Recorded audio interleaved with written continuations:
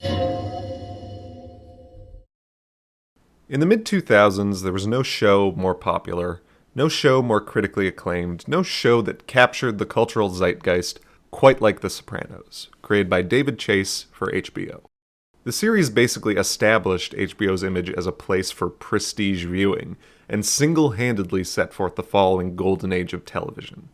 The Sopranos was a really, really big deal, unignorable within popular culture at the time, and so when the series was coming to an end, David Chase was afforded a lot more freedom than the average showrunner would usually get. He went back and forth, but finally came to a decision about when the show should end. And HBO agreed. The sixth season would be the last season of The Sopranos. And they even threw in a couple of extra episodes as well to make it an extra long final season. Things changed when a little ways into production, David Chase realized he had a lot more material than he thought he originally had, and so changed his mind, saying he actually needed another season to finish up the series right. HBO said, "No, what are you, crazy? We already marketed this as the final season. You told us this was going to be the final season. We can't go back now." But the thing was, The Sopranos was also the biggest show on television ever, and HBO was already feeling a little uneasy about living in a world where they were no longer the network that held the top crown. There was even a joke at the time that everyone was going to cancel their subscription to HBO the day after the series finale. So trying to make sure that as much time as possible passed before the show could end was exactly what HBO was looking for. And so, to split the difference, HBO gave David Chase the extra season he had asked for, and then instead of calling it Season 7, just called it Part 2 of Season 6, and had it air 1 year after Part 1 like a normal season would. Everybody wins. HBO got to stick with The Sopranos for another year, and use that time to find a new show for people to obsess over. David Chase would get to tell his story in the way he had originally intended, although he would still end up asking HBO for another episode to add at the end of Part 2, which they did. And finally, the audience wouldn't get shortchanged out of a series ending unfinished, although they would have to deal with waiting another year to find out how the show ended. Still, it seemed like everything had worked out for the best. But little did Chase or HBO or anyone else really know that the splitting of the final season of The Sopranos was setting a dangerous precedent, which would hover over the television industry for years to come and leave some disastrous, lasting damage. But not right away, because during and immediately following The Sopranos' run, not many other series did the whole split season thing. As said, David Chase was given a lot of leeway, more than virtually any other showrunner on Earth has been given, with the exception of maybe Trey Parker. Most seasons that ended up bisected, like what happened with The Sopranos, happened because of some behind-the-scenes personal scandal or larger issues like the 2006-2007 writer's strike. Unless you were HBO, the only reason you would ever split a season is because something had gone horribly wrong. It was certainly never done for the benefit of the artist's vision. It still isn't. But season splitting would eventually come into the limelight again, thanks to HBO's precocious, emulative little brother, AMC. You're watching American Movie Classics. The prestige dramas that started to fill out AMC's time slots during the late 2000s and early 2010s couldn't have been more blatantly designed to ape HBO's whole style if they tried.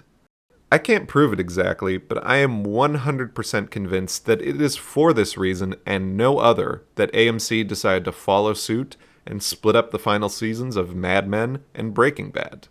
Because isn't it just so oddly serendipitous that the two shows that would immediately follow The Sopranos and receive comparisons to it just so happen to also have their seasons split? It's a cynical tactic, but I feel a somewhat effective one, as audiences at the time did draw connections between Walter White and Tony Soprano and Don Draper. Audiences today still place these dramas in close proximity with each other. And from this, each of them gets a little bit of a marketing bump, because now they're all part of the same class of television show. A higher class, a prestige class, that get the privilege of an extra long final season. And look, regardless of how you feel about the quality of the individual series, it's hard to ignore just how popular each of them became. They absolutely tower above the rest of the non-prestige dramas, and if you're someone who's trying to sell a TV show, any connection to something people already like is super valuable. After The Sopranos finished airing, basically every producer and showrunner in America tried to sell their series by saying it was going to be the next Sopranos. So from this, the rules for splitting a season change. No longer necessarily a sign of failure, it becomes more of a sign of prestige that you can only get away with if you're trying to build your show up into something monumental. This is a tactic that's still used by AMC today, like they did with the final season of Better Call Saul. And yeah, it is all a little annoying, but these shows are insanely popular. At the very least, it's only occurring in their final seasons, where most people are either watching week to week or waiting until the full series ends so they can binge it all in one go. Likewise, nowadays, the actual time between parts is pretty short. Better Call Saul only had about a 1-month gap for their split. And thankfully, all of this is being said and done within the context of normal cable television networks, an industry which has existed for decades and has a lot of established rules and conventions that were built up over those decades. Everything should be completely fine so long as nothing comes around to upend those many established rules and conventions. Get down! What is this? We're the war movie from Netflix! Wow, you guys got here fast! Average deployment time for a DVD is about 1 business day! Incoming! Enter Netflix, who took one look at what HBO and AMC were doing and just decided to go fucking nuts with it. They began this process early on, with Arrested Development's 5th season and Fuller House's 3rd. 2 shows that had some behind-the-scenes trouble and so got reworked to accommodate what was happening. Both fit the old-school model for splitting a season, as did BoJack Horseman's final season, which I am convinced was also split in 2 to make it more comparable to The Sopranos, as if that show didn't do enough of that already. But still, so far, it's all pretty in line with what other networks had done to other shows. Netflix splitting up these seasons didn't get much of a reaction, though. And I think this had the side effect of teaching them that it didn't matter if they aired their seasons in 2 chunks. Audiences would still watch the show just as much as they normally did. I also believe it's around this time that Netflix realized that other streaming services who were releasing their own shows in a traditional week-to-week schedule weren't losing their audience at all. In fact, their audiences were growing, because they figured out, sometime in the 1950s, that if everyone is talking and watching the same episode of television every single week, then it means that show is in the public eye for basically the entirety of its airing. It makes it more likely for people to just give in to general peer pressure and check out an episode. This still happens. It happens all the time. We just saw it happen recently with the Last of Us TV series. Unfortunately, none of this information has been used by Netflix to enact any positive change. Netflix is still stubbornly stuck to its binge-watching formula, and I do honestly think there is some implicit belief from them that if they aired their shows normally like other streaming services do, it would be betraying this binge-watching ethos they've adopted, as well as tacitly admitting that something their competitor was doing is better than what they could come up with. So they're trapped between binging and traditional weekly schedules, and splitting the season is just the happy middle ground they've come to find a solution to this problem. In theory, it should work out. Netflix gets the benefits without any of the drawbacks. They get to keep their shows in the public discourse for longer than just one weekend, they get to pretend they're still committed to binge watching, and they also get the chance to be eligible for 2 different Emmy Award seasons instead of just 1. So with this in mind, Netflix has spent the last couple of years splitting up more and more and more seasons of television. Ozark gets one, Stranger Things gets one, the fucking last season of Unbreakable Kimmy Schmidt gets one. Netflix is going on a spree, looking for any excuse they can to brand some unsuspecting show with a part 1 or a part 2. And they usually do it to the shows that are most popular, the ones that they think have a good chance of winning awards or getting talked about a lot on the internet. Those are the ones that get split up, not the crap that they don't believe in. Mark my words, due to the popularity of that Wednesday Addams show, Netflix will almost certainly bisect one of their new seasons. They just did it with You when it got popular. They're probably going to do it again. And all of this has just been so incredibly damaging to the shows that it's happening to. Netflix is not getting the best of both worlds at all. As sad as it is for most showrunners to accept, not every TV show is going to be as good as The Sopranos. Not every drama needs a double-stuffed final season to let everyone know how special it is. Because if you don't have that Sopranos caliber, and you don't pull it off, the end result is going to look pretty embarrassing. Likewise, not every show is going to capture the public's interest to such an insane degree. Not everyone is checking updates for when the new episodes drop or scouring YouTube for trailer footage to find out when the second part airs. Also, if a show has had the same scheduling model for years and then suddenly in like season 4 switches to a split season format, all you've really done is annoy your already established audience and made it harder for people to keep track of the series. Why mess with your own subscribers like that? What purpose could it have other than crippling a series in the middle of its run? These decisions actively destroy TV shows. It's incredibly anti-consumer and anti-artist, and there is no place at Netflix that suffers from it worse than the animation division.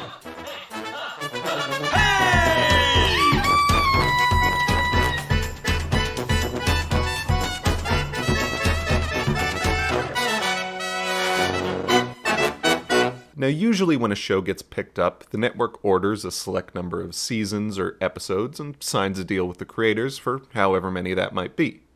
In the good old days, this was usually around 24 22-minute episodes, or 13 48-minute episodes, which would make up one season of television.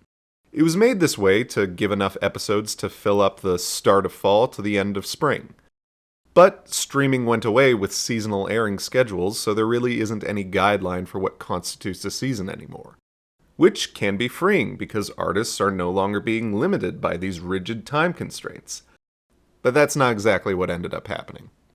Most companies just saw this freedom from seasonal schedules as a means to pay for less episodes while still getting what qualified as a full season.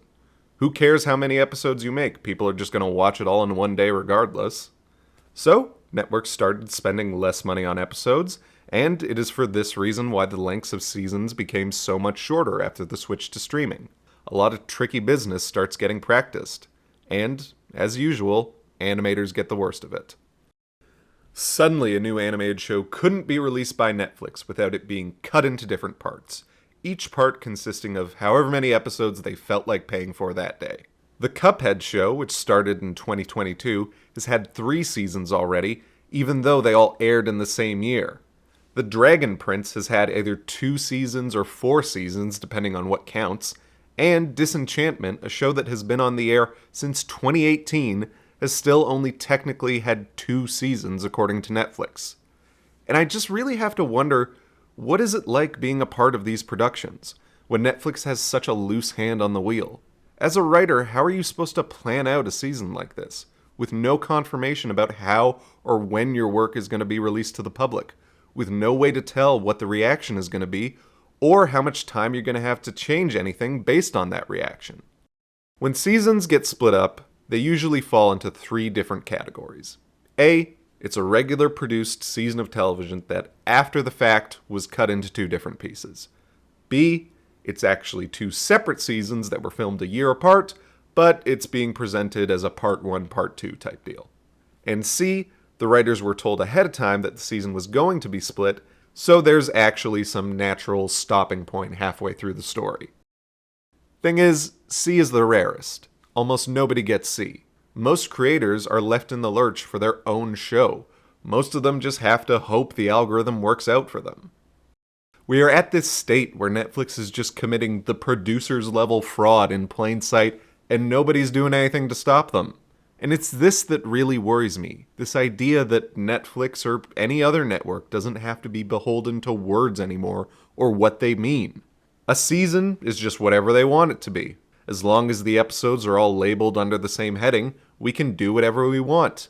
And ordering another season isn't so much of a guarantee as it is a cool suggestion that may or may not, but probably won't be followed through on. This effort to stay innovative and new has left the company losing track of the basic necessities that are required for watching a television show. Like being able to tell when the fuck it's on. How can Netflix expect you or anyone to care about any show they make if it's so apparent that they don't care? How can they expect any artist to want to work with them if it's clear that they only see artists as disposable cogs that create money for them? Like it or not, TV shows are created by humans, for humans, and humans require some concessions to make them happy, especially the ones who are working for you. You can't just expect everyone to follow along with whatever you want to do because it just so happens to make you the most amount of money. You're not the only streaming service anymore. You're not the only thing that people are paying attention to.